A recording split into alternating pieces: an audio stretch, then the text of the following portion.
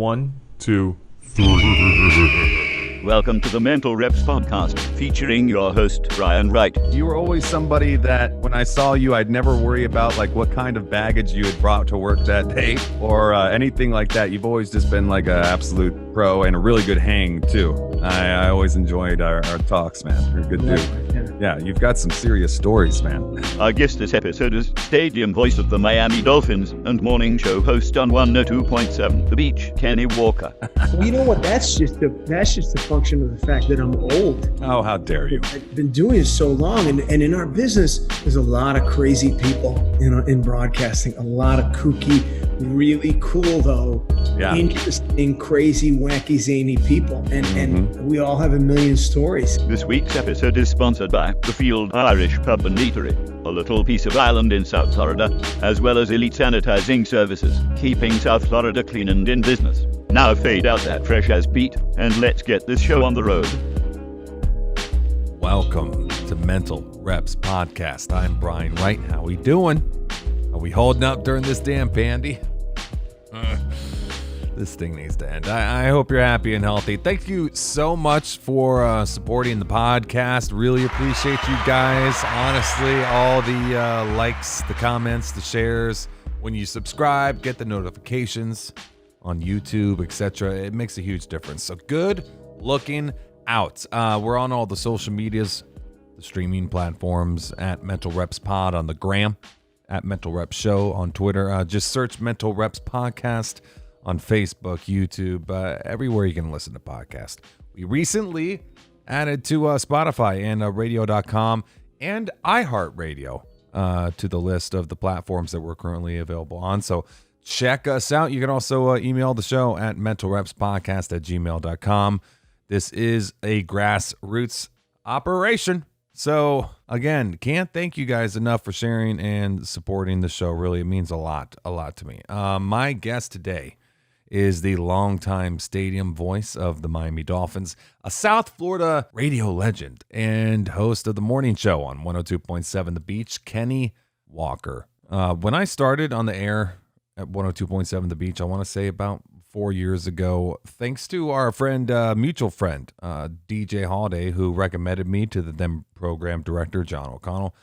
Kenny was so damn welcoming and kind, man, when he didn't have to be either. I mean, listen, managing your relationships in the radio business or any other business for that matter can be tricky. And I think some people are worried to get too close to the newer crowd because so many of them don't stick around.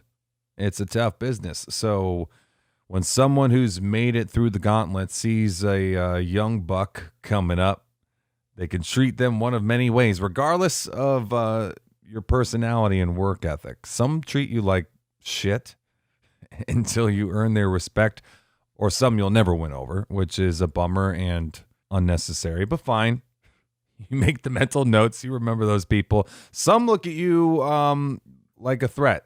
They want to push you out by making you feel unwelcome, and they could talk shit behind your back. Again, major bummer, but we're humans. You like to think that you wouldn't act that way until you realize everyone's trying to get your job and you're just trying to put food on the table. So I think some might subconsciously worry about getting too close to someone who may or may not, just by the nature of the business, most likely get sucked into the radio jet engine, get spaghettified, and get shit out the other side. And once you make it and hang around for a while like Kenny, you have all these ass kissers coming up to you, pretending to be super genuine, wanting to be cool and hang out, only to show you like their true colors and never speak to you again once they've deemed you unwilling or unable to do them favors or help them grow. So even if I disagree with it or wouldn't do it myself, I learned over the years to understand why some put their guard up. Well, this man did not do that. He went the other route. He accepted me, made me feel like I belonged there, like I was a peer, welcomed me with open arms, which really lifted me up, gave me confidence, made me better. And talent or know-how, you know, that wasn't necessarily my biggest hurdle. Mine was confidence. I had taken about 18 months off from the air. I was new to the building, needed to I just needed to feel that before I could fully do my thing. So I don't know if people like him or Kimba, another South Florida radio legend, somewhat of a mentor of mine, if they will ever really understand how much they helped me, because just by being cool and having my favorite attribute, which is generosity of spirit. I mean, the practical wisdom and the advice, it was just absolutely invaluable as well. I like to think they saw something in me which was deserving of such generosity, but they really didn't even know me or owe that to me. They decided to give it to me anyway. And this guy just buying me breakfast for no reason, gave me a cell, told me, I'm in the Beach family now. Shoot up the bad signal if you need me. I'll be there. And the more I was able to get to know him, do some events together, hang out a bit at the company picnics, joke around during the work meetings, it's all genuine. There's a reason why this man is still doing his thing on the air in South Florida for 25 years. I mean, why the Miami Dolphins want him in their camp. He's a very generous, authentic, good man, one that I respect and look up to a lot. So please enjoy my chat with the man, the myth, the legend, Kenny Walker. That's another Miami Dolphins. Yeah, that Kenny Walker. But first, I want to tell you about our sponsors. South Florida's authentic Irish pub and eatery, The Field. I could not recommend The Field more. It really is like a little piece of Ireland right here in South Florida. The building itself, which used to be a house before they turned it into a pub with like 5 dining rooms. They have this huge banyan tree out front. You walk in, half the people are speaking Irish. And you can just tell when somebody's the real deal Irish too. And they're like really super cool human beings. Salt of the earth. I think that is and should always be like the main hurdle when it comes to hiring. But they work their asses off too. They really care, genuinely work hard to give you the best damn Irish experience in South Florida. And when I tell you there is nowhere else that even comes close, I'm not lying. The Field is the Irish capital of South Florida, period. The Guinness is the best damn Guinness I've ever tasted. I don't know what they're doing with it, if it's the CO2, the oxygen, the nitrous levels, but it's working. And it tastes like a damn milkshake. Jameson, flowing like wine. At the full bars. Plus, authentic Irish American cuisine, of course, shepherd's pie, Irish stew, the corned beef, the cabbage. But they also have the steaks, the chops, fresh seafood, so something for the whole crew. And arguably, my favorite part, live music, 5 nights a week with real Irish music, Thursdays, Fridays, and Saturdays. They are open for business, so please go stop by The Field and tell them we sent you. It's at 3281 Griffin Road in Fort Lauderdale. 954-964-5979 is their number. If you aren't feeling up to going out yet, but you still want that authentic Irish experience, just go to thefieldfl.com and enter code word reps20 for 20% off your entire online order. They've got mason jars and growlers there as well, so you can drive off with some booze, which, again, super cool and acceptable now. Just wait until you get home to pop it open. They'll even bring it out to the car for you if you'd like. So don't sleep. Go to thefieldfl.com, enter code word reps20 for 20% off your entire order. We are also sponsored by Elite Sanitizing Services. Here's another great company run by great people. If you're looking for local sanitizing services here in South Florida, call ESS. They're state licensed, insured, offering local sanitizing services, which kills 99% of all bacteria and viruses, including COVID-19. If you need to keep your property, employees, customers safe and virus-free, let them help keep you in business, keep your employees working. They offer services for schools, churches, medical facilities, offices, aircrafts, yachts, public transportation, restaurants, gyms, homes, vehicles, and more. It's like you're running them through a big Purell machine. And now they're offering free sanitizing to vehicles of all first responders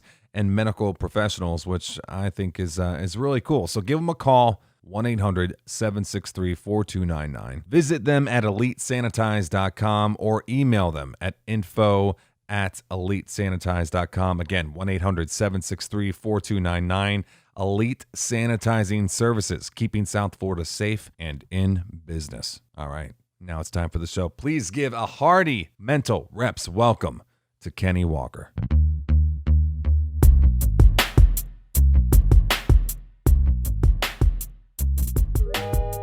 There he is. What's up, buddy? Where are you? I'm going to hang up here. You're good. You like my green screen? Yeah.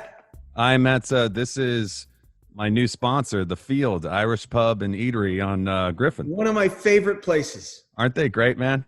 Griffin Road. Been going there for at least 15, almost 20 years. And yeah, they're new sponsor of the show. Thanks for coming on, dude. Hope you're happy and healthy. And just for anybody who doesn't know, I'm joined today by the longtime stadium voice of the Miami Dolphins, 102.7 The Beach, morning show host, South Florida legend, and radio legend. You were doing okay there. So you got the legend part.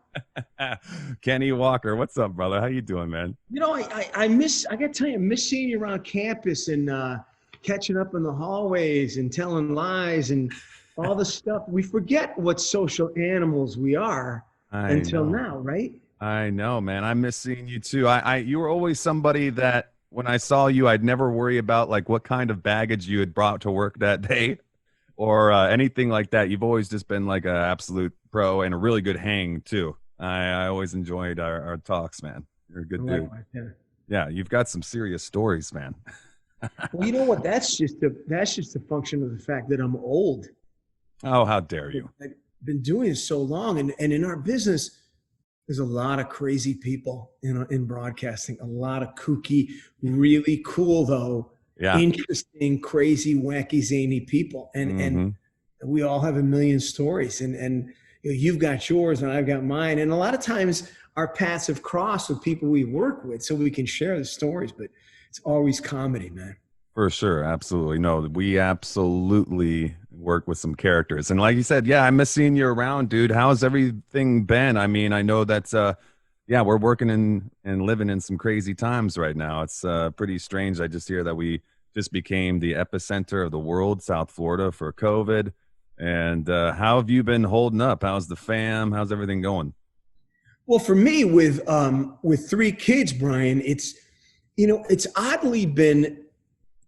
Let's face it, we're all stuck at home. We're going a little crazy. Yeah. But with my children, I've got a daughter and 2 sons, all still in their teens. But it's been, if I can find a bright light, I guess it's been that I've been able to spend time with them and forgot how little I knew about them. And you're around your family, but you're not really around.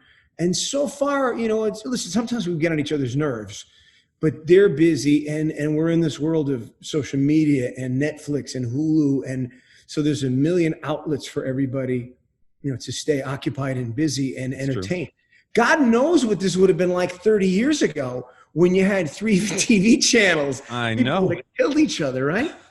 That's true. I know. At least now we got Disney Plus, Netflix. We got a couple of different options, and yeah, I know what I've been doing, trying to stay sane. At least, like with my girl, what we'll do is like we'll kind of wake up, go get some coffee, and we'll drive down A1A, like just to like see the ocean, get out a little bit, just do something.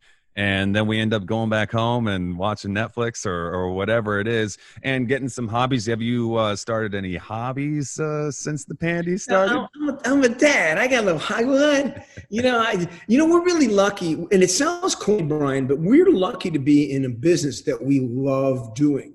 True. It's kind of like, I'm speaking for me, but maybe you can agree, but isn't this whole thing kind of your hobby? Don't you like doing it? Yeah. No, absolutely right. And it's kind of given me, an excuse to kind of get this podcast together and certain side projects and side hustles and stuff that we've been putting off for a while. Like you said, you get caught up with the work and everything. And then something like this, I really do try to look for, the silver lining of any situation. And this whole thing, I really do hope people come out of this with like a clear idea of kind of what they feel like they want to do with the rest of their life, knowing that this is a pretty fragile little situation that we've got going on here and we only have one life.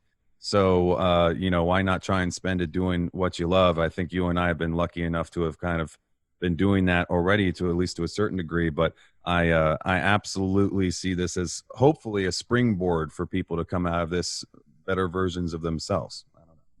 Pretty profound, pretty prophetic. You're right. And we need to take advantage of all this. But you also just mentioned getting out and driving around. Sometimes you just, isn't it weird driving, like physically? First time I got in the car, I hadn't driven the car in like 2 months, seriously. And I got behind the wheel, and I hadn't forgotten how to drive, but it was so mechanical and foreign to me. Wasn't it weird? But you need to get out. We went to Hard Rock a couple of days ago because I had heard the stories about them doing everything very safely and whatnot. And I wanted to see for myself. And it was nice just seeing people. Granted, they've got 50%, but they've got this air filtration system that disinfects the air. And so it was just nice to see, hey, how you doing? And everybody looks at you, because we can only see our eyes now. Yeah, I know. But everybody looks at each other with that same, like, man, this is crazy, right? Yeah, but absolutely. It was great to see other human beings and sit down at a bar and have a beer. I missed it. We need to have that connection, man. Like I know, like I said, the new sponsors here, the Field, they are, I think, at like 50% capacity now. They've got every other table open up. And you walk in, you're like 6 feet away from the hostess. They tell you which table you can sit at, and then, you see your server, and that's it. But just like, they're good friends of mine, and they keep everything very sanitized and sterile. So just getting out and like going and drinking a beer out of somebody else's cup, or going to a restaurant, like, it is kind of weird, the things that we've strangely missed over this time. But it is good to kind of listen. I mean, it's tough, right? Like, we are, again, at the epicenter of this thing. We all want to get back to work. We all want to get back to some sort of normalcy, but at the same time, we've got to be safe. Everybody's got to realize that everybody's not in the same boat. Everybody's got to wear their damn mask and stop bitching about it. And hopefully this thing will just get over sooner than later. Well, you mentioned the mask thing, and I've seen the science. It doesn't matter. It's not enough microns, and germs can get through. I get it, but you know what? Would it kill you if it's one more layer of safety? At this point, even if it helps a little bit. Yeah, every little bit. It's like people live in gated communities. Sure, it's not going to keep criminals up, but it's one more layer of security, and then you talk about the Field. I'm just shocked that you knew. I thought this was my secret. The Field. I'm mad that everybody knows about it now. Have you ever been to a place that's so great you kind of go, man, I don't want this to get out, that this is so great? That's how it is with certain bands, man. It's like, I don't want people to know about this. Yeah, I know. I totally agree. I felt the same way. That's what's so great about the Field, is it's like your little spot, and you find out. Like, I saw Kimba there a couple years ago at the St. Patty's Day celebration they have there every year, and I was like, "What are you doing here? How the hell do you know about this?" She's like, "I love the Field." I miss her on the radio. Oh, me too, man. What a talent! There's so many talented radio people right now in this crazy world where they were out of work. It's a sin they are. And then there are plenty of people like me, people probably going, what's this idiot doing? But who turned me on to the Field? And I've lived here in South Florida. I lived here once in the 80s, moved away, came back again. My second time around, I've been here 25, I think this is my 25th year. But it was, I think 4 years ago, our neighbors, Joe Philbin, coach of the Dolphins, and his wife Diane said, hey, let's go grab a bite. We know this place. And they're real, like 100% Irish. And it's right down the road. I live in Davie. So it's right down. I've been by this place a million times. I've never been in there. And the minute you walk in, the service, the people, the food is legit. And I've never been to Ireland, but it seems like they said, no, it's exactly, and they've been many times, it's exactly what it's like walking in Ireland. They half of them who work there are from Ireland. They come up, oh, would you like the usual, Brian? You like this? And I'm like, fuck yes, I love it. Right? Yeah, it's great when you walk in. There's a whole vibe, the banyan tree out front and everything. That's funny. Joe Philbin was the one who told you about that place. So how about for some of us who don't know? I know the basics, of course, what you've told me, but mind telling us like how you kind of got into the business? Obviously, where were you born? Let's start there. Oh, that's boring. Nobody cares. Just a little bit, just the basics, bud. I'm just another radio geek like you. I grew up in a little town in Connecticut. So if you drew an arrow, a line between New York and Boston, like literally right there is where. So as a kid, we take the train my friends in New York City and get into trouble, or we drive up the Mass Pike to see Red Sox games, and we go to Yankee. So it was kind of a cool place, but again, small town. And my grandmother lived in Pompano. Okay. So as kids, we'd come down every winter. It's 12 degrees and gray and dreary in New England. And I'd be like, what am I doing there? This place is fantastic, And so years later, I was doing radio in New York, and Y100 called me. And the program director at the time called me and said, hey, they want to hire you. And so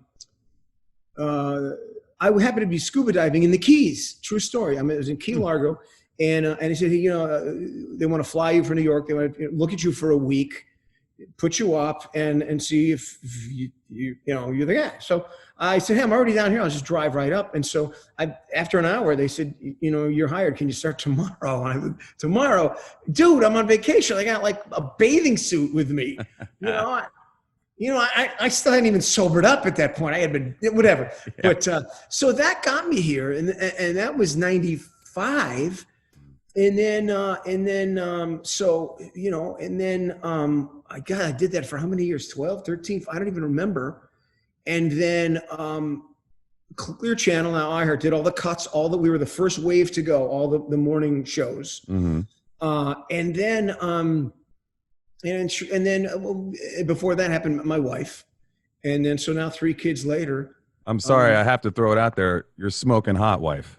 I'm not trying to be disrespectful. I'm trying to be as respectful as possible. It's funny. When I met her, I had gotten a call. They said, hey, they need somebody to MC the Miami Dolphins cheerleader auditions. So I said, yeah, I'm going to twist my arm. And I went over there, and the woman who's running it is Dory, who used to be, she's my wife now, used to be was a Dallas Cowboy cheerleader, and Jimmy Johnson had hired her to run the Dolphins cheerleaders. So I was like, dear God in heaven, what is happening here? The blonde hair and the green eyes and the whole deal. But she had a boyfriend, I had a girlfriend, whatever. And then a year later, she called back, and I went back for the auditions, and it just clicked. And she just chased me around, Brian, and just, wore me down, and she was relentless, because who doesn't love this chubby body, So, come on, so dude, man, you're a good looking man. Don't dare talk down about yourself. Yeah, so that was like 97. So now we got 3 kids, and I'm a broken man. That's why I drink. That's why I go to the field. I was gonna say, where's your stogie, man? I've been seeing your Instagram pics of your stogies. I'm out of control with the cigars. Are you? Especially during the pandemic, you just got nothing. Yeah, you sit around at night, sit outside, and I got a little TV outside, a little area in the back. I'll fire up, maybe have a bourbon or 2. Yeah. It's a nice way to unwind. What do you drink? I got to turn the fan. What are you drinking, bourbon wise? I have a pretty good selection.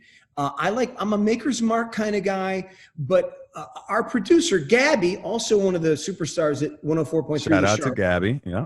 Gabby, love you. Gabby is so talented, so beautiful, so amazing.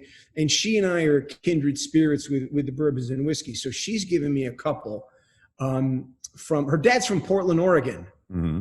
So they go out there a lot, and she's found a couple of local whiskeys, and she'll bring some back for me, and then I give her some, and we do a whole thing. But Maker's Mark, I like, what do I have in there? I can see the bar from here. Michter's, I like. I'll do the Jack Daniels. Do a little Crown. Bean. Yeah, a little Crown, a little bit maybe. Cool. We got Crown back there. But she found one called Booker's, which I really like. Yeah. But if you have some samples there you want to give me, I would be happy to try them for you, Brian. We can arrange that. We can definitely arrange that. I got a little Jameson for you. A little Jameson. Yeah. Oh, James the Irish. Hey, are you a cigar smoker? You're not a cigar guy. I am not like a regular cigar smoker, but I do enjoy a cigar just as much as the next guy. Yeah. Yeah. It's a nice way to kind of relax, and it's natural. There's no artificial. It's just real deal.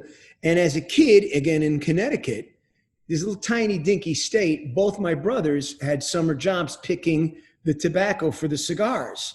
So the cigar places were a stone's throw from where I grew up, literally from my house. Okay. So there's kind of the Connecticut wrappers are really top notch, and so I like to get those in my cigars.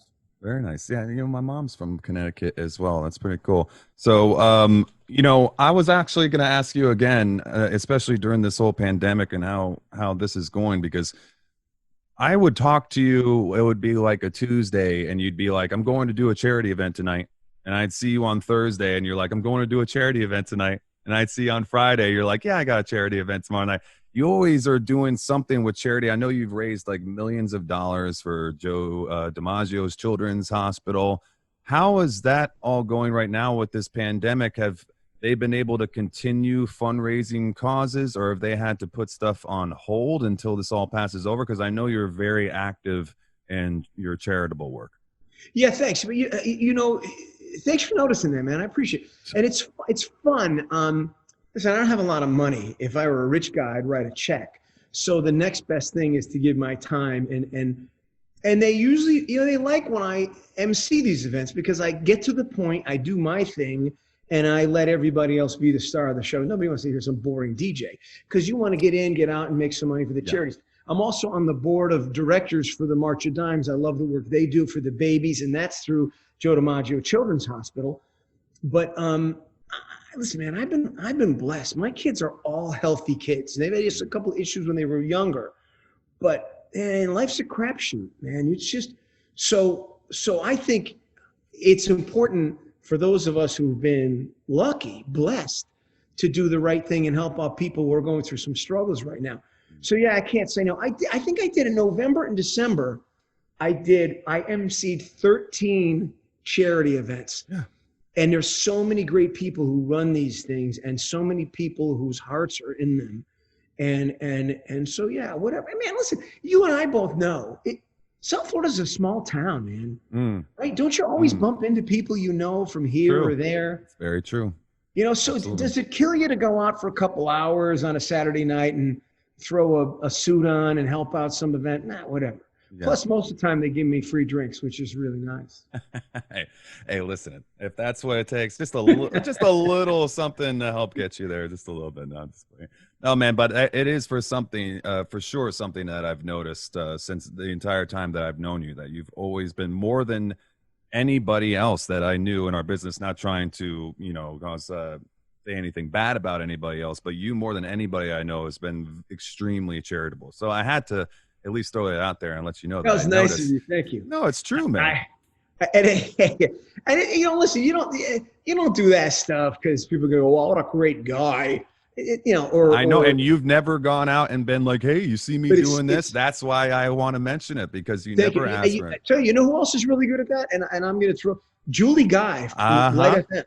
Yep. Julie Guy from Light FM is another one of these people, and I've known her. I mean, I was at her wedding.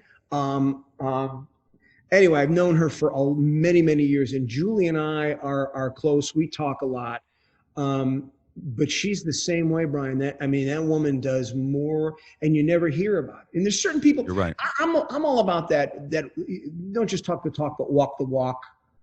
I mean, listen. If anybody's made mistakes in their life and screwed up and done stupid stuff, it's moi.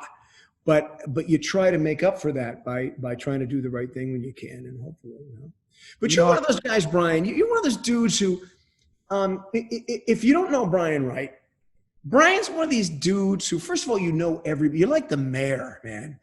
Everywhere you go with Brian, people, "Hey, Brian." I'm like, I've been on the radio 25 years. You know everybody. What is? You're just that guy. You grew up here too, right?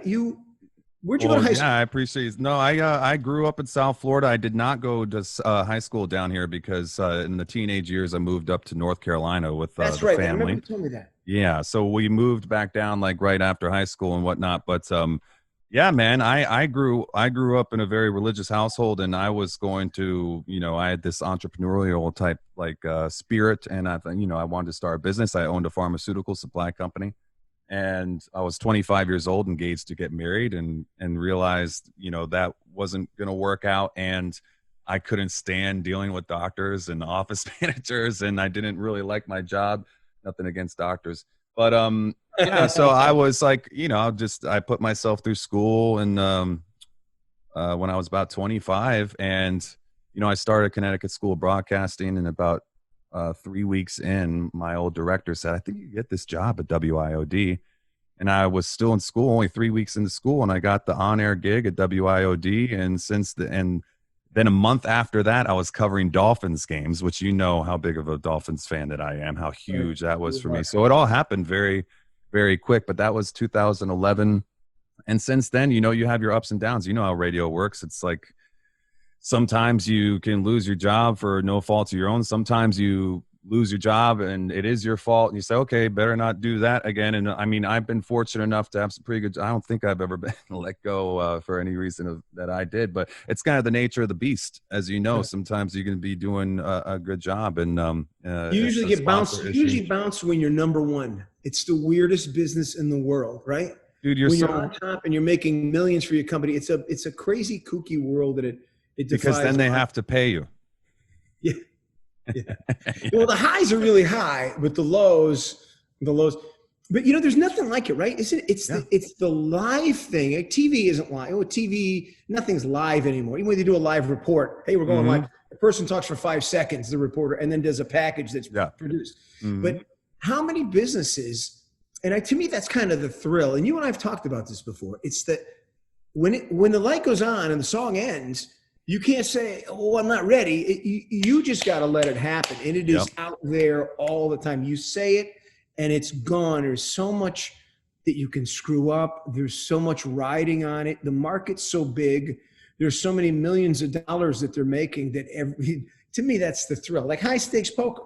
Yeah, absolutely. I totally understand that. It is a fun business, man. And also, even more than that, sometimes it's the company. Like, I have talked to comedians about this. It's like you said, we have some characters in this business, and let's not like sit here and lie. Yeah, there's some real kooky ones, maybe a sociopath or two mixed in there, but we've got some really incredible people that we are blessed to work with, and great personalities, and I enjoy that. So just being able to cultivate relationships with some of these amazing people that I've been lucky enough to meet over the years has been worth the price of admission, let alone the fact that we get to do the job, That's good advice you could give for any person trying to break into this business or any business. Make as many friends as you can. Don't burn your bridges. And you know what? Bust your hump. Yeah. Quick story, and I heard this, believe it or not, at a wake, at a funeral. And it was Jeff Ireland, who used to be the GM of the Dolphins. And Jeff, you may like him, you may not like him. I like Jeff a lot. It's a difficult job, picking players, you never know. But either way, great work ethic, loved the Dolphins. But he was talking about a kid one day who he had hired. Funny story. He says, and I'll paraphrase, I'm out there on the field, I'm doing my deal, and I see this kid. Everywhere I go, this kid is running everywhere. I see him literally running everywhere I see him. And he said, I'd been there a couple of weeks. We're at a meeting and we're out there talking in the press, and I finish up with the press and I see this kid. So I said, who's that kid? And he says, it's a kid named, somebody says, that's Chase Lesham. Long story short, still anyway, he's got a great job with the NFL and a good friend, but he said, go get that kid. He said, hey, what's your name? I'm Chase.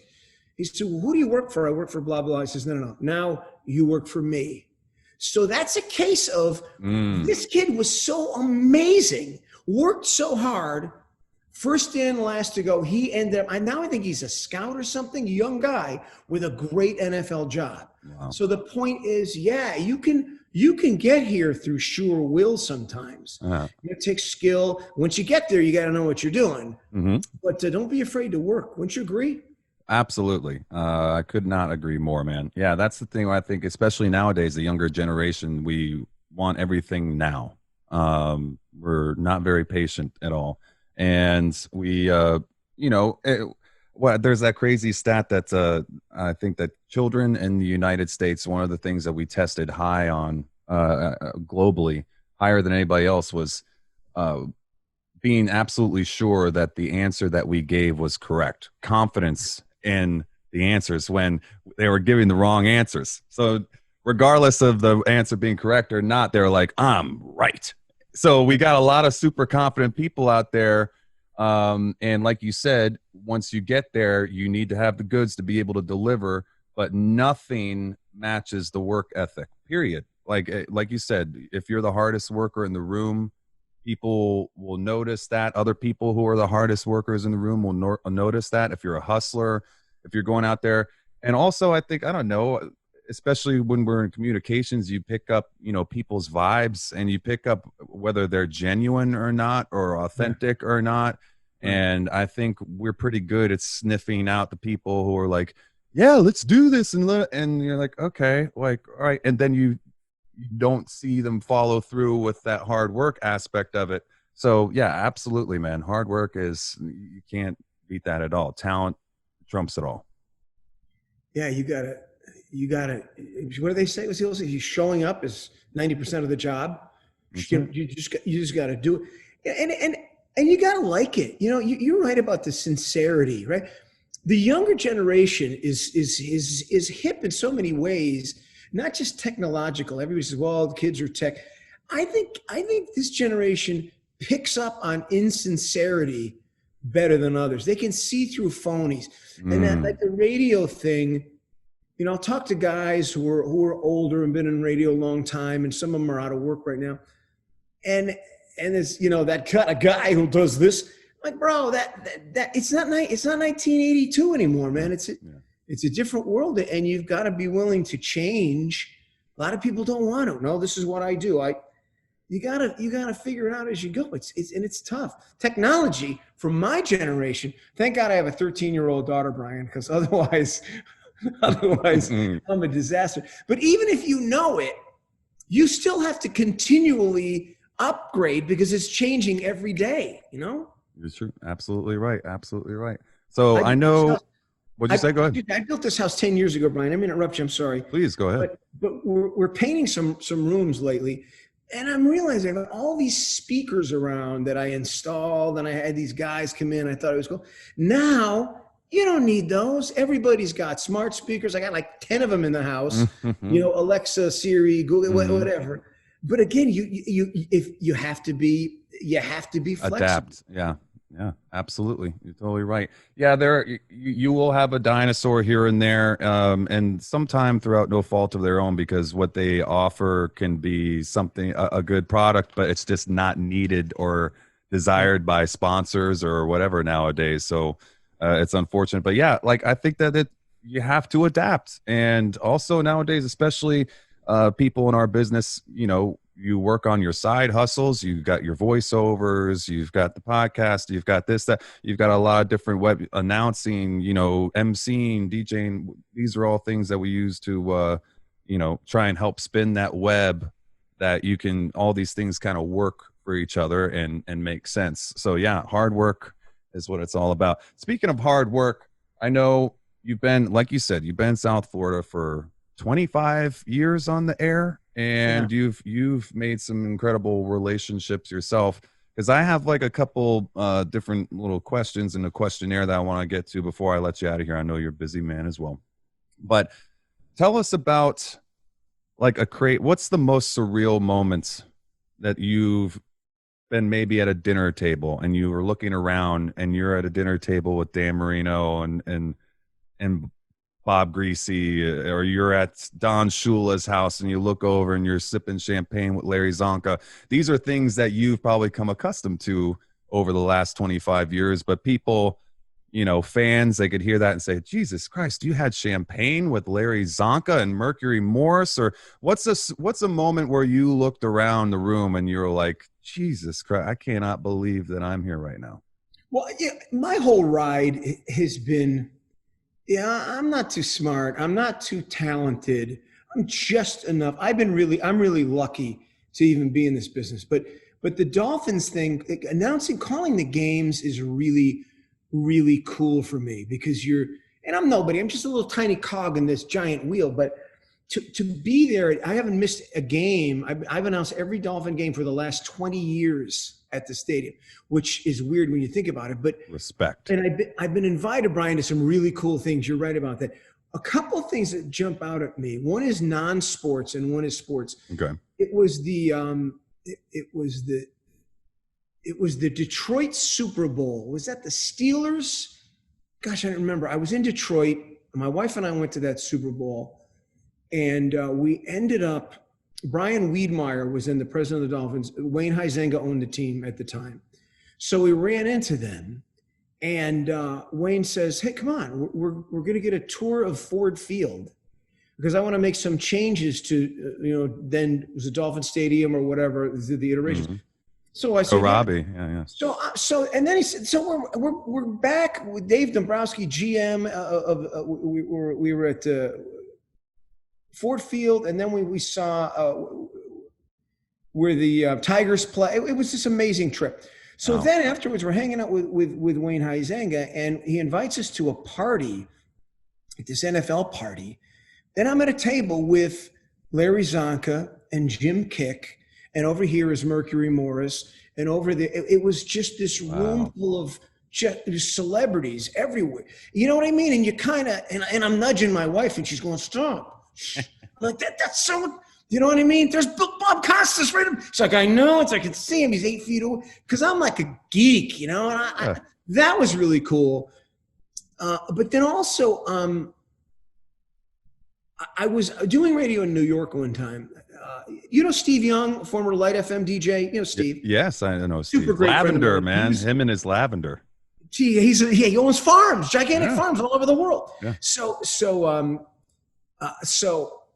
he had invited me. He was doing radio in Hartford, Connecticut. He said, "You want to come up and go backstage at our concert and meet Elton John?" He was one of my all-time favorite guys. So I asked my boss. We were in a book and ratings, and so he said, "I just I need you here." I said, "Okay." So a few weeks later, I'm doing a commercial after my show in New York, and Tom Cuddy, vice president of ABC at the time, says to me, "Come here. You got a minute? I want to talk to you." So we worked then it was 2 Penn Plaza adjacent to Madison Square Garden. And we're walking down, we go to the elevator, we're walking, I'm not really paying attention. So we're going in a back entrance to Madison Square Garden and blah, blah, blah. And a door opens and there's Elton John.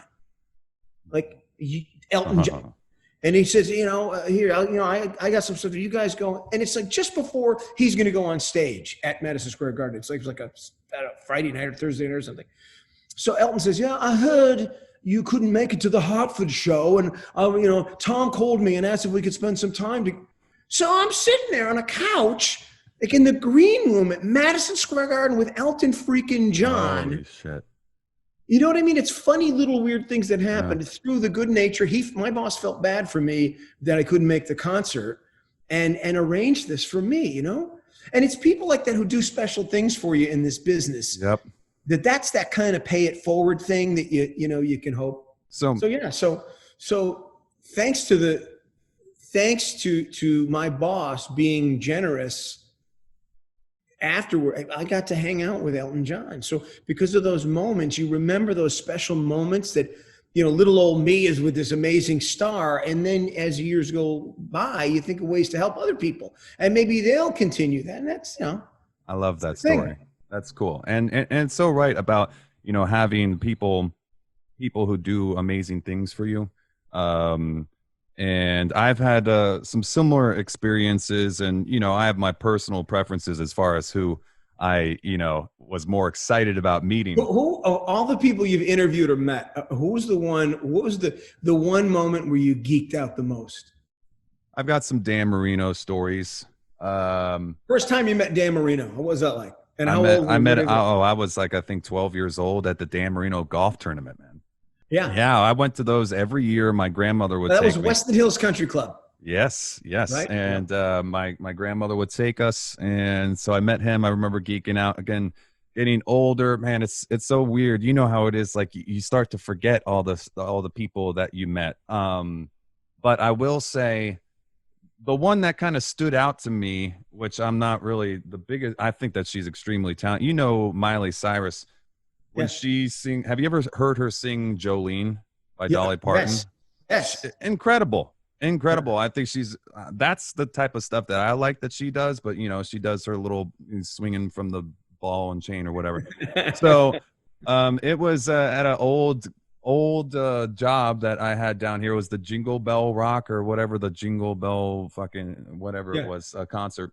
And she was there and I was in the back, and my buddy was interviewing her. She came out of an interview and she saw me, and I was standing there like, you know, with my cane, and I think I had a drink in my hand, and I was just like, I knew who she was, but like no disrespect at all. I was like, whatever. But she came out and she's like, hey, how you doing? And I was like, hey, how you doing? What's up? She's like, oh, I'm just saying. And she had this guy with her that was dressed as Santa Claus, and he was drinking all day too. So long story short, we hung out for a sec, talked for a little bit, and somebody came out and said, hey, you're due on stage in about like 10 minutes. So she put her arm around her little Santa Claus buddy, and she said, all right, it's time to go offend some children. And I was like, okay, she knows exactly what she's doing. This was during the whole, when it was like, you know, Miley Cyrus, and she was coming out doing all her Madonna stuff at the music awards and all that. So that one just kind of stood out to me as being like, oh, okay, because she's such a big star that I don't really connect with that much, but you know, just the name behind it and everything. And to see her say something like that, I was like, oh, wow. Like, yeah, man, she is completely aware of everything that she's doing. Right. But, nothing's by accident, is it? No, absolutely not. Absolutely not. All right. Okay. So I wanted to talk a little bit about sports. I've got, I don't know. Let's see if you can actually hear this, because this is a new setup here. Tell me if you can hear this. You've gone too far. There's too much to lose. You gotta keep our composure. Can't do it. I like it with the music. I like it. You like it? Okay, so yeah, we got to talk a little sports while I got you here, man. We're talking to the voice, the stadium voice of Miami Dolphins here, Kenny Walker. First off, give me your top 3 favorite sports. What are your 3 favorite sports? I'm just going to say football right off the bat. It's got to be number Football, baseball, and then basketball. Football, baseball, basketball. Okay. I want your top 5 favorite athletes. These are personal favorite athletes from each sport. So let's start with football, your personal favorites. So you're not talking about guys necessarily who are the greatest. You're saying my guy. Your personal. Watching? Yes. Oh man, you gotta say, Lou, you gotta go Dan Marino. And I have this argument all the time with people. Well, you know, you're a homer.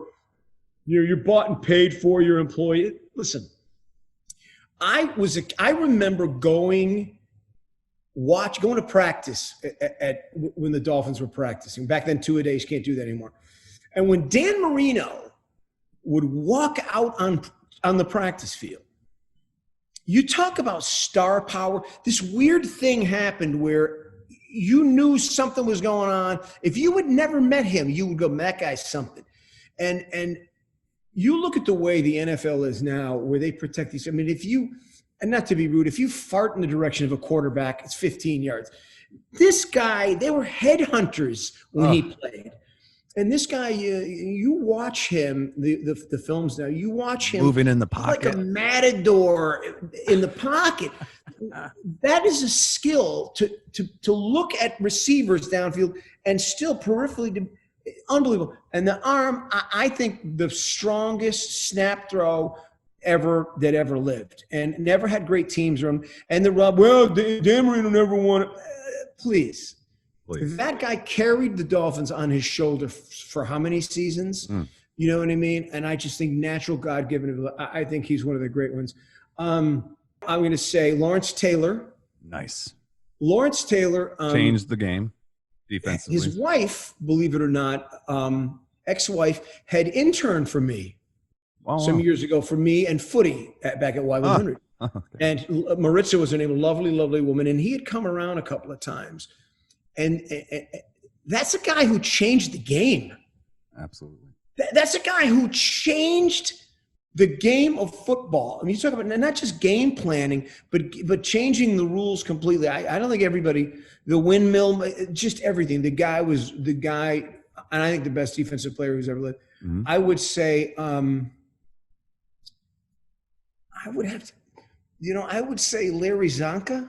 Again, I'm a homer, but that's a guy you just couldn't stop him. He's like the original all stats, but better, bigger back in the 70s. Yeah, right. I mean, you could say to a defensive coordinator, our plan's going to be that guy right there. He's going to run straight. Good luck. And that was how good that guy is. And I only saw him again at the tail end because it was too young. But let's see, who else? You need two more? Yeah, and we can just do football if you want. Let's just or if you could do your top one from the other sports as well. But yeah, so you got Marino, Taylor, Lawrence Taylor, and Zonka. Give me two more of your top football players, and then we'll just take the top of the other. Well, again, I think right after Marino, I have to go quarterbacks. I got to go Joe Montana. The story, the Super Bowl story, the John Candy story. You know that story? No. The story was, I want to paraphrase here because I may have screwed it up, but it was late. It was a Super Bowl late in the game. And I think they were down, the 49ers. And the players were really nervous. And one of the players on the Niners especially was just freaking out, is the story. I don't know which one. But in all that moment of all that pressure, Joe Montana in the stands spotted the actor John Candy, Uncle Buck. Legend. And he just, in the middle of all this, he goes, "Hey, look at that, John Candy." And all the players are like, "What? First of all, what are you talking? What?" Like he had the sense of mind in the middle of all that to go and that was enough to break the ice. Like who does that? What do you mean? What? In the Super Bowl, where guys are like one step from pooping their pants to freaking out. So I always admired that a guy that physically unimposing, not a big guy. I mean, Dan Marino's a 6'4" guy, big, strong guy. Montana, little dude, Notre Dame came out of nowhere. And all those, that Western Pennsylvania, the Jim Kelly, I don't know where they create these guys. But one more player, you need one more player. Man. Personal favorite. Somebody I really enjoyed watching. Oh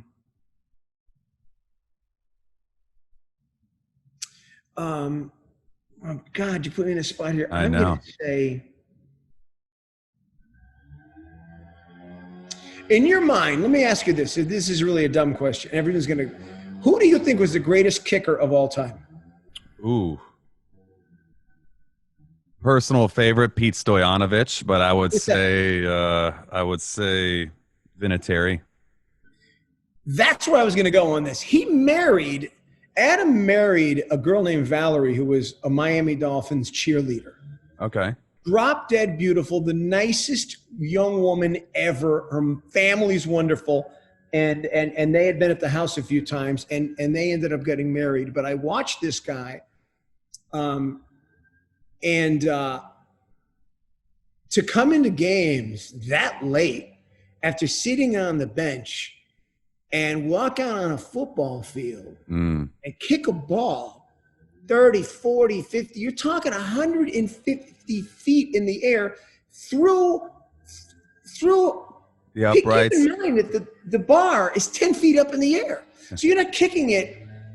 Your 40-yard field goal isn't 40 yards. It's really like 55 yards. Yeah. And it always amazed me that guy could do that day after day, week after year, that long. And I'm not a fan of kickers. Played soccer in college. I was not very good.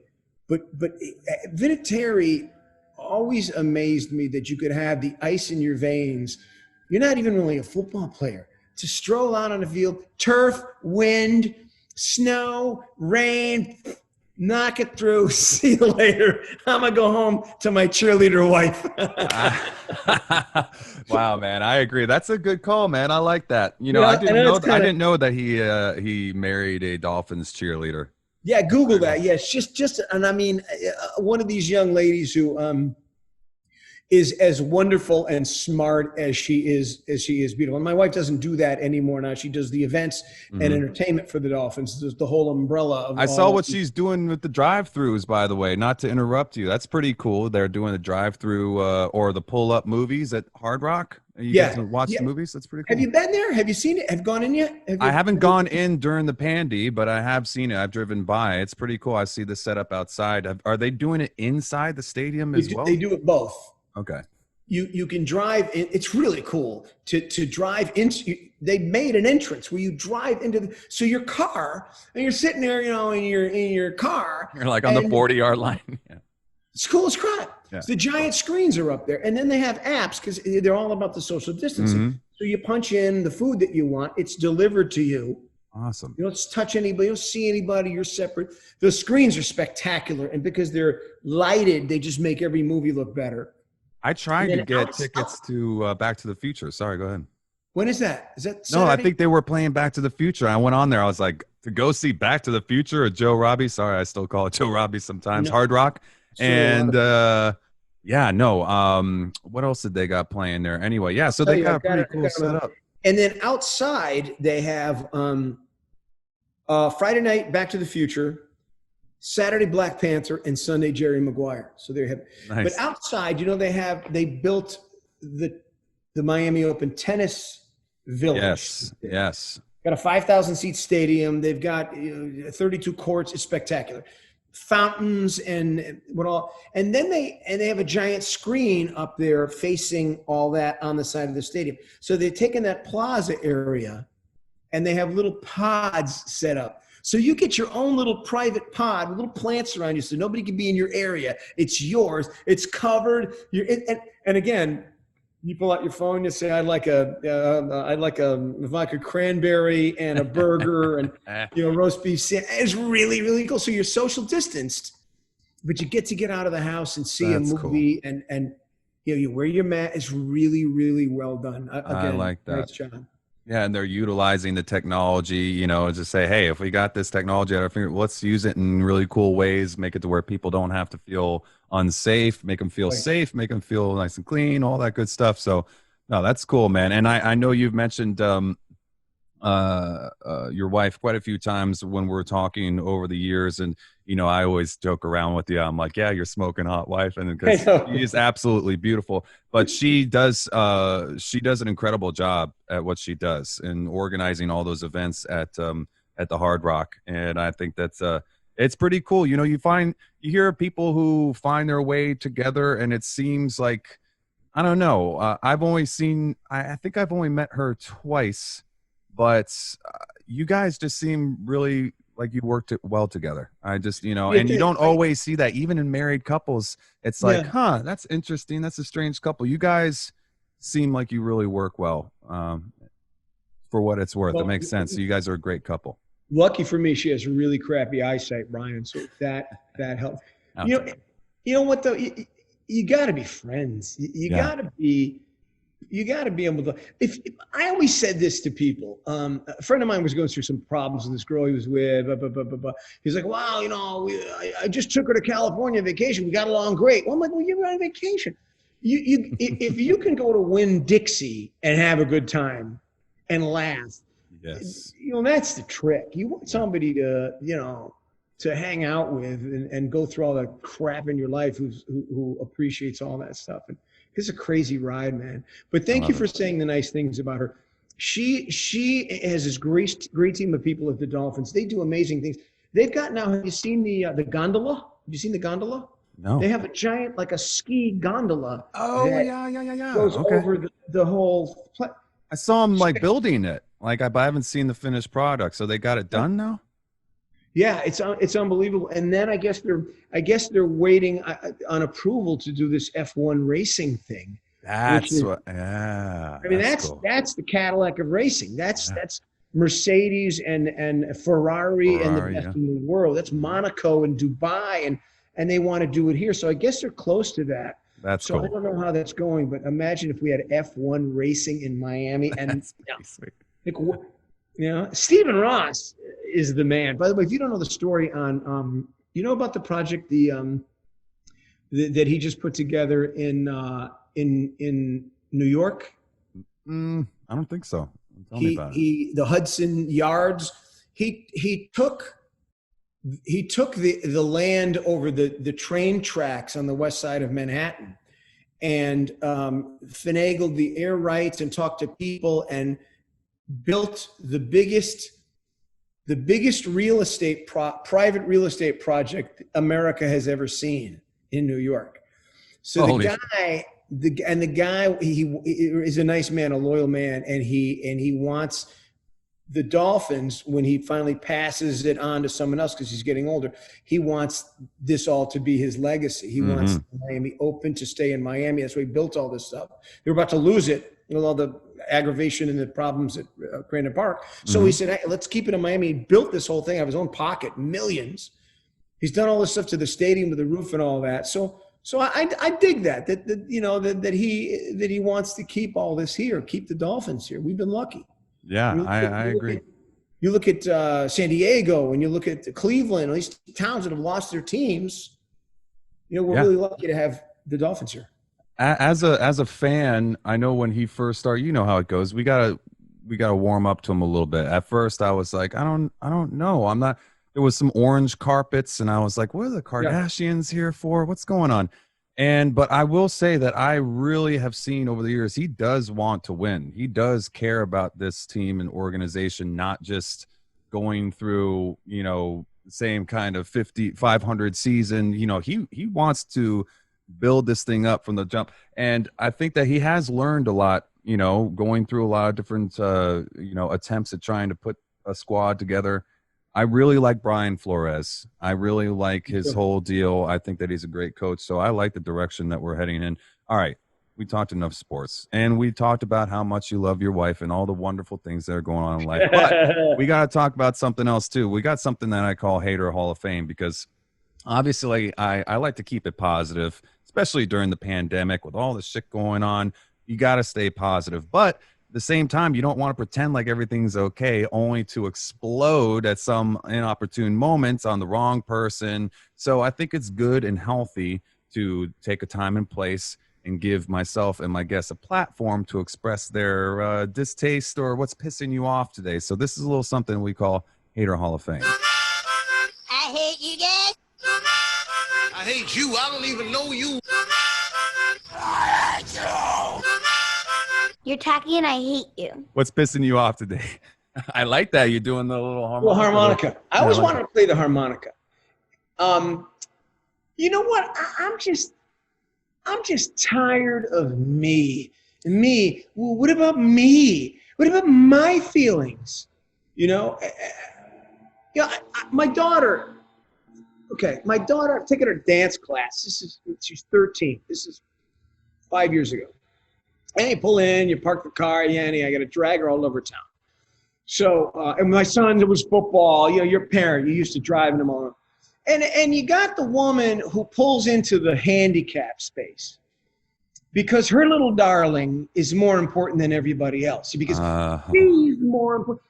My problem is that person. My problem is, can I not go anywhere anymore without that guy / woman, whatever, showing up because she's more important? And I actually had to tell my daughter, honey, listen, some people who the rules don't apply to them.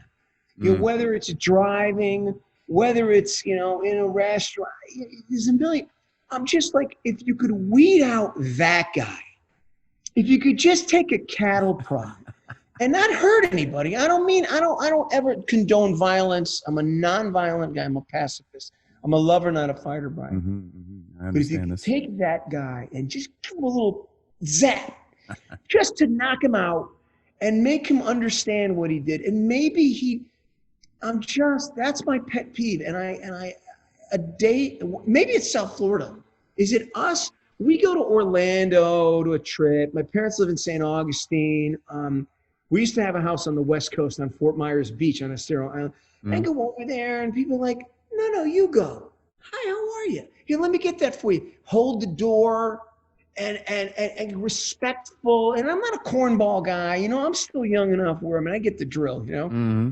But I just think that guy's me guy, it's all about me guy, ruins it for everybody else because it's a ripple. And then you get aggravated and you get home and you kind of bitching at your girlfriend a little bit. And it's right. It's an insidious thing. And I'm just over it, man. I'm just follow the rules, do the right thing, stick a mask on your mush. So what? I know it's not an N95 and it may not save the world, but whatever. It's one layer. Chill out. Let the other guy into traffic a little bit. Hold the door. Give up your seat for a pregnant woman. Yeah. All right. Look out for each other. What the hell? What happened to us? And I didn't grow up in Mayberry RFD either. You know, I grew up an hour outside of New York City. I get it. Yeah. But even when I lived in New York for 5 years, I noticed that when I would take the train or the bus or whatever, usually the subway, and I'm going to get so much heat for this, I shouldn't say this, but Brian, it was the suit, the guys in the suits never would give up their chair for an older woman, for a pregnant lady. They would never give up their seat. It was always some tatted dude who looks, some construction worker, you know, some brother who like, stop judging everybody by the way they look. Stop with, what color are you? Are you white? Are you black? What happened to, we're Americans, man. Yeah. We're all struggling. We're all hustling to make a buck. I think this machine somewhere is trying to divide us and it's winning. Dude, relax, man. We're all just trying to make a buck, bring up our kids, keep our jobs, you know. Let's just chill out a little bit and get along, you know, and not be so quick to judge everybody. I don't mean to sound like a priest. Oh man, I'm eating this up, man. Preach, preach. You know, what happened to us, man? Martin Luther King Jr. would roll over in his grave if he saw what was going on now. So many people work so hard and tearing down the Booker T. Washington statue. Come on, man. I know, man. We have a lot of people who don't get it. And it seems, not that I'm a genius, because I'm a dope. No, I know what you mean, but they like lost the plot, maybe. Yeah. Yeah, it's always that guy. Yeah. Who is making the most noise now that we've got all these venues for people to give their opinions. You know, why is it always the loud guy who's the stupid guy? You know what I mean? They're ignorant, man. Quiet people who mind their own business and go about their business and do their thing. Those are heroic. You know, a hero, a single mom is a hero. Yeah. You know, busting her hump, working, taking care of her babies, a dad working 2 jobs. Those are the heroic. We don't hear anything about those people. Anyway, so that's my soapbox, and thank you for letting me have it. This is actually therapy. Do I owe you money now, Brian, for letting me get this off my chest? I'm telling you, man. I know it's sometimes I'll say it and people be like, "Oh no, I'm not a hater." But now that you make me think about it, and then they always feel better after. I'm like, that's the idea. You know, man. Keep it positive all the time, obviously. But yeah, no, I could not agree with you more, man. I could not agree with you more. Just I don't even want to ruin it by adding anything to it. That was perfect. All right, so we've got the mental reps questionnaire, and I'm gonna get you out of here. You cool with that? Yeah, go ahead. All right, cool. So let's start off. First off, if you could meet anyone current or historical and spend the day picking their brain, who would it be? Abraham Lincoln. I like that. Okay. If you had one round trip ticket in a time machine, when and where would you go? I would say Red Sox 2004 when they won the World Series, broke the curse of the Bambino. I was actually at that game. True story. But really good for you. In St. Louis, I would. I could go religious on that, but I don't want to. It's a little deep. Hey man, there's nothing wrong with that. Go for it. We're open here. I would say Roman times. When Rome, I would like to look at that and see how that happened and see what they did wrong that brought about the failure of it, and we could learn from that. You know, there's a lot of things that we're looking at, directions we're going that are just stupid. Now, that's what history is. History, you got to learn it and then learn from it. So you have to learn it and then learn from the mistake. That's just what we are, like a baby. You burn your hand, you learn not to put your hand on the stove. It's like we've lost our minds. There's no more common sense anymore. What's wrong with us? I think people who are discouraging that are people who are trying to lead us into the same freaking traps, but they just don't want people, I agree. That would be a pretty cool spot. I always thought going back to the Library of Alexandria before they burnt that down, that would be pretty cool. I think I stole that from Carl Sagan, that answer though, but being able to go and Carl see, Sagan, right? Just being able to go back and read all those scrolls of wisdom and knowledge that were just, talk about your all-time just atrocities. But anyway, do you believe in ghosts?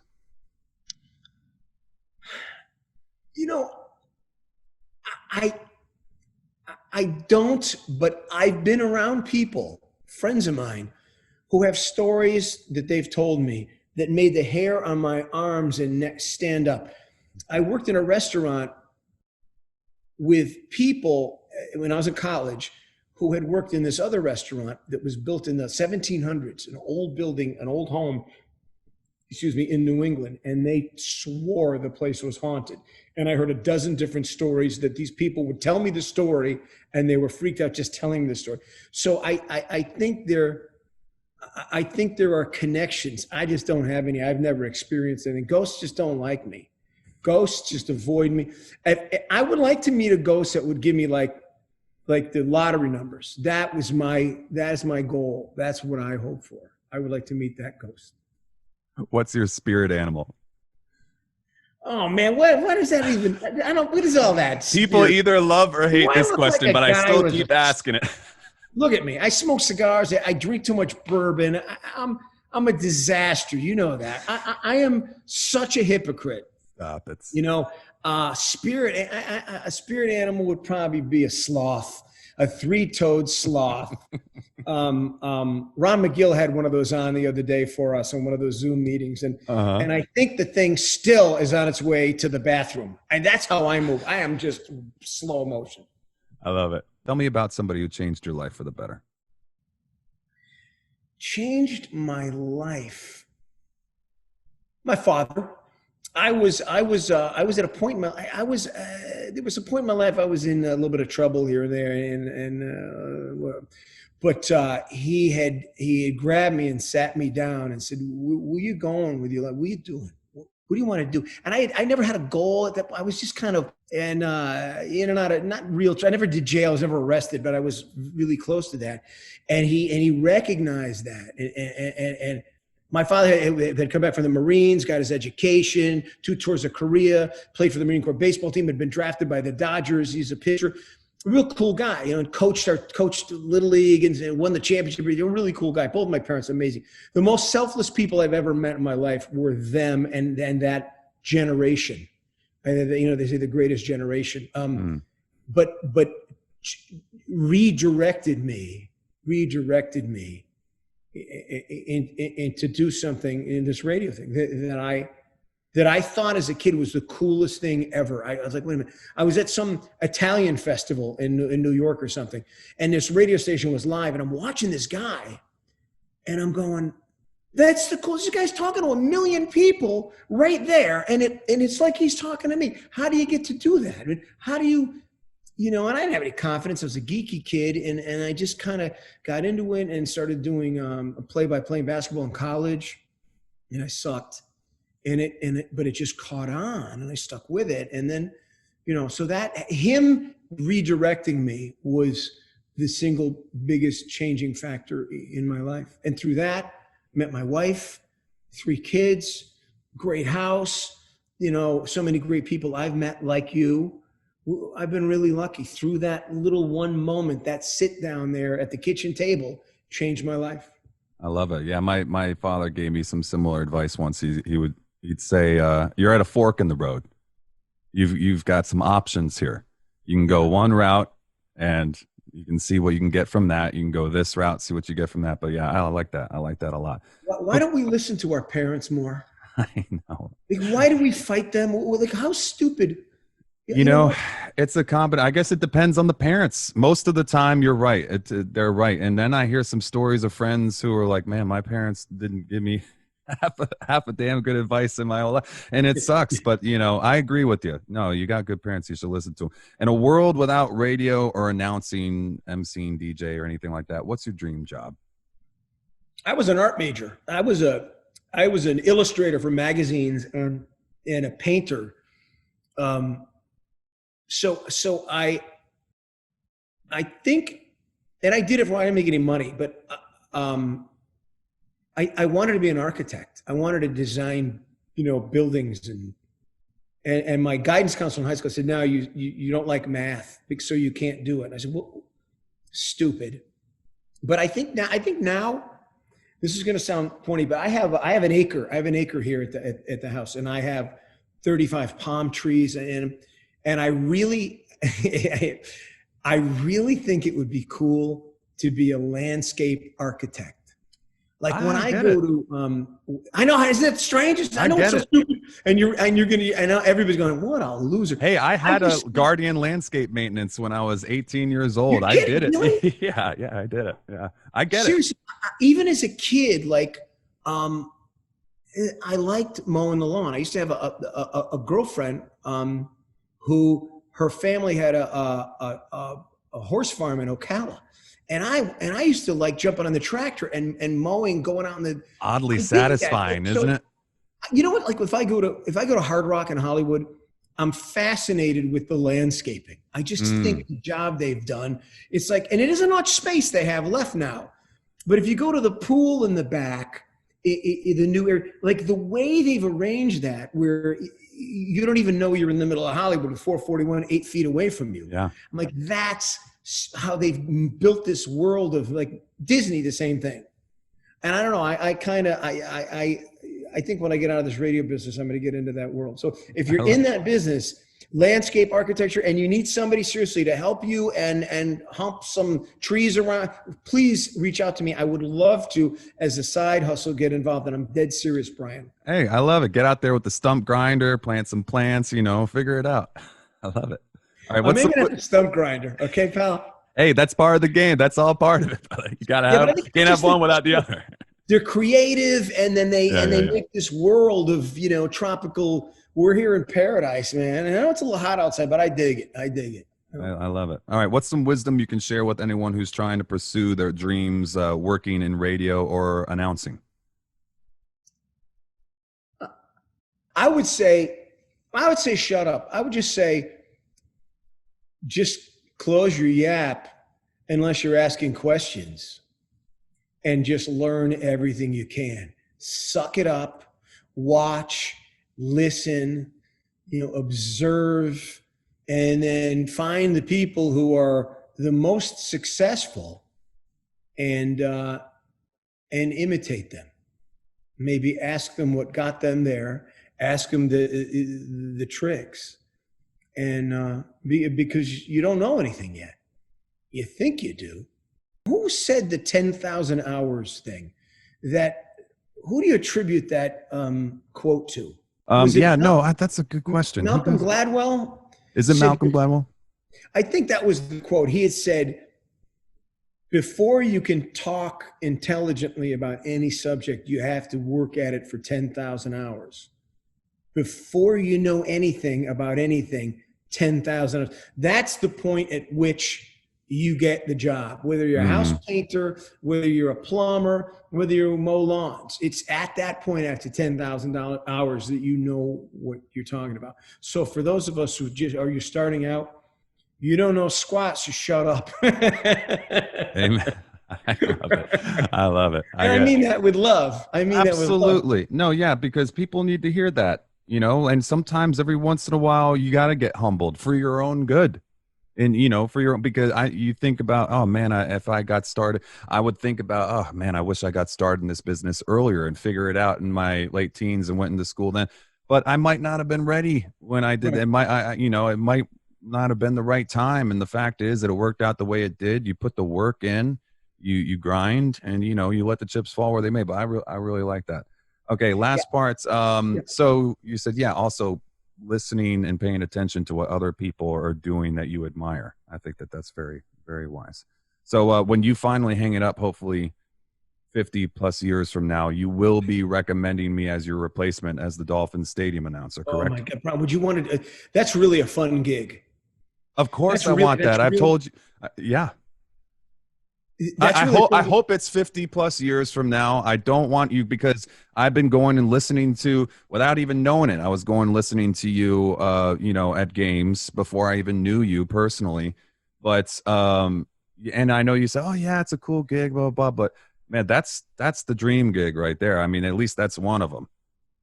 I get a lot of heat from remember Jake Long, left tackle. Jake Long used to abuse me all the time, and Jake Long is as big as a house. I think 6'8", whatever. Yeah, just a monster. And he used to abuse me. How come you don't say my name louder when you do the introductions? But he used to abuse me all the time about when I would say, that's another Miami Dolphins, and the crowd goes, first down, right? He goes, what do you mean another? The first play of the game, the first down. It's not. I go, dude, it's not the first down we've ever had.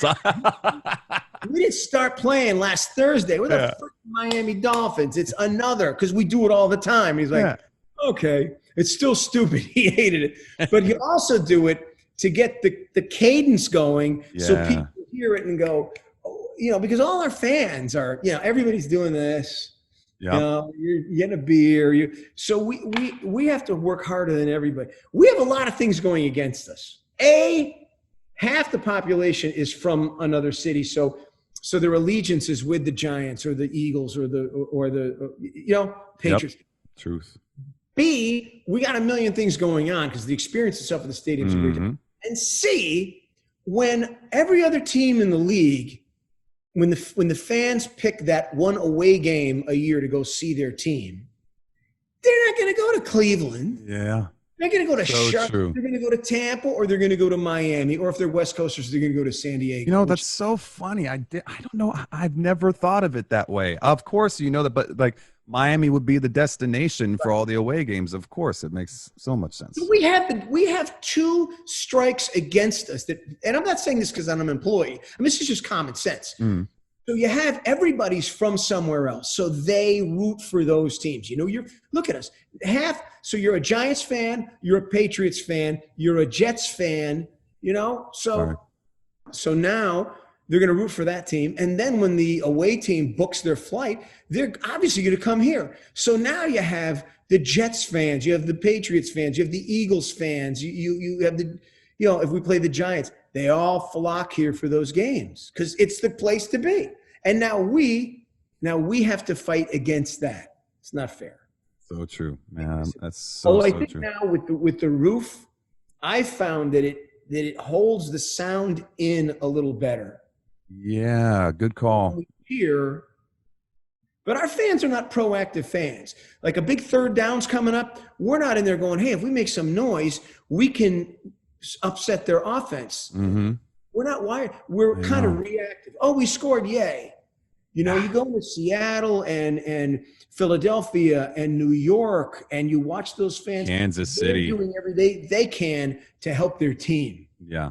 No, I agree. That's one thing I'd say is the knock. And for all the reasons that you said, I think it's like 75%, 50 to 75% of the people who live here aren't from here. All those reasons I totally understand. But so I get frustrated with the fans down here. I mean, I really do. But at the same time, they really do seem to have it where it counts. And unfortunately, it's just the name of the game, especially down here.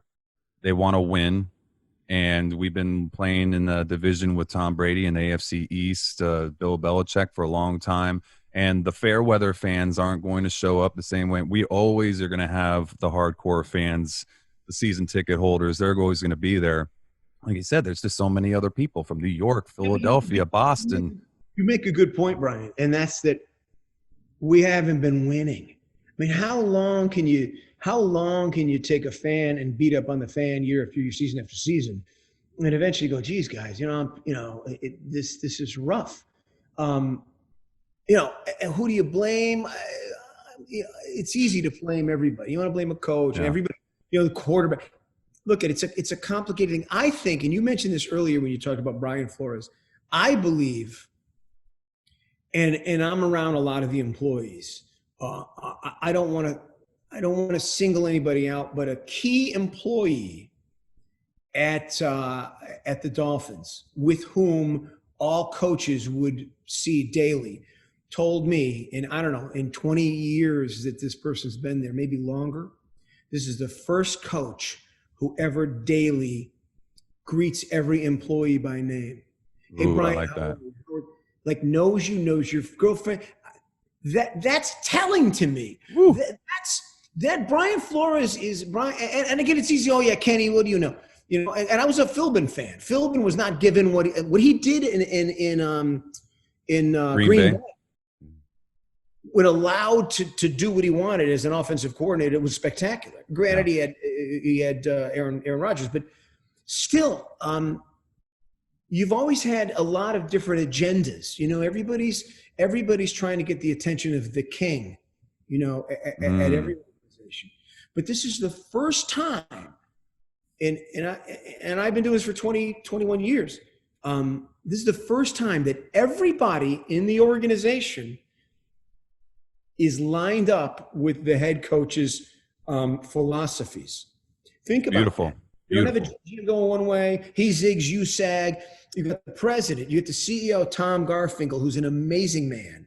You've got the owner spending whatever it is, building a new training center now, training camp over there. Everybody is in the same direction. So, and the players buy into it. They understand that Brian Flores was the heir apparent to Belichick. He was the guy next in line. So he understands the philosophy of winning, what it takes. So I think guys are buying into him. Hey, listen, you see how many games we won last year with that team? Yeah, absolutely. You can get players to buy into that and win some games with that.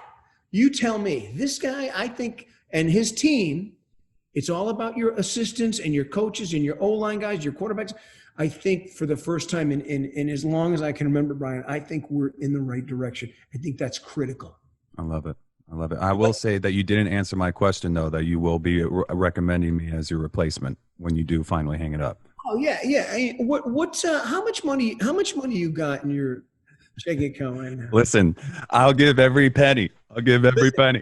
They probably take you over me right now because how dare you stop? No, I mean it. You sound. Let me tell you, and I'm a fan of yours on the radio. You got that whole velvety deep voice guy. If you never met Brian's a big, tall, good-looking guy. How dare you? You got the whole thing going on. You're smooth, and you're a football, and you're a Dolphins fan. So the only thing that's tough about that gig is because you have the NFL watching everything you do. Mm-hmm. There are a million rules that I have to follow that I won't even get into. And at every game, they have a crew from the NFL that gives the league a report card on everybody in the stadium. So you can't, if you cheat, if you mess up, if you cheerlead one way or the other, big fine to the team. And so I have to find ways to subtly, gently help my team out.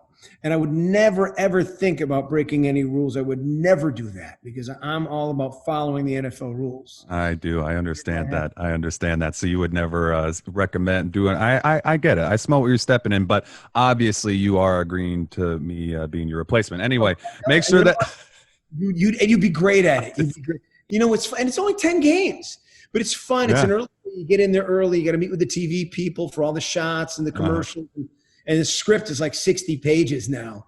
And then every play, you've got a short window to do it because you can't talk after 20 seconds on the game clock, play clock. You can't talk after the center touches the ball. There's a lot of rules. So you got to get all this stuff in fast. And then you also have to wait for the down and distance from the league, which takes them a while. So it's really and you never stop. It's a long day. It's fun. I love it. Well, you do an amazing job. I cannot wait for all this madness to be over and get back in there and listen to you at the stadiums again. I got the quote of the week, which I think that you'll like. First off, I want to let everybody know, make sure you listen to Kenny Walker weekday mornings on 102.7 The Beach. I almost said 104.3. I know you did. I could hear it. You know how hard that was, because I covered a lot of different stations there, and I'd be on Light FM, then I'd go on to The Beach, and then I'd go to my regular shift on the Shark, and I'd be like 101, 104, 102.7. I'd have to really be careful about that. I had a couple close calls. Everybody wants you. Oh man. Well, no, you know what? I mean, listen, don't do this whole thing to happen. And by the way, just for the record, and anybody who knows, I got no ill feelings about the whole, it's a shit situation. Nobody saw this coming.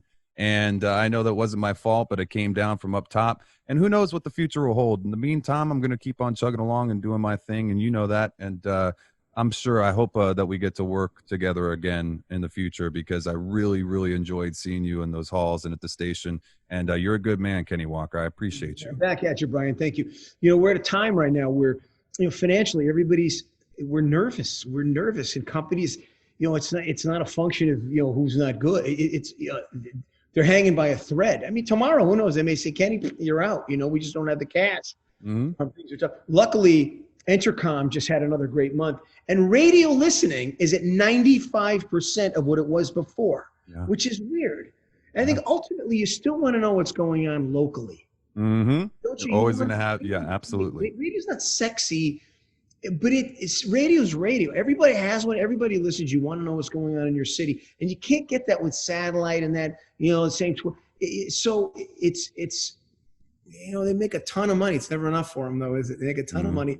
Things are good, but I'm hoping that we can, once we get back, we can all just get our jobs back and our lives back. And I'm done with this thing. I'm done with masks, bro. I'm done with this. I feel you.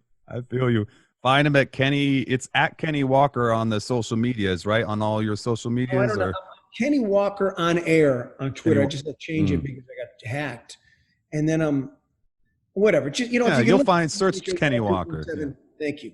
They'll find you. Brian, it's good to see you, and I'm flattered that you took some time to have little old me among all your big celebrities here. Thank you, bro. Oh, please, man. Come on. You're a good buddy, and I'm happy to have you on. I knew that you'd be a good talk. You're always a good hang, and I just really appreciate you as a human being, and I know that you're one of those guys that we could not see each other for a while, but when I do see you, it'll be like we'll just pick up where we left off, and you're right. I appreciate that about you.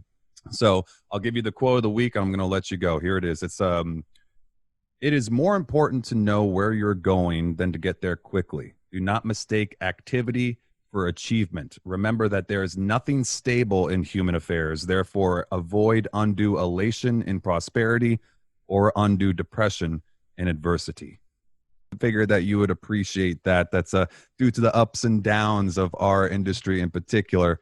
That's when things are going great, that don't get too high on yourself. And when you get down, don't get too depressed.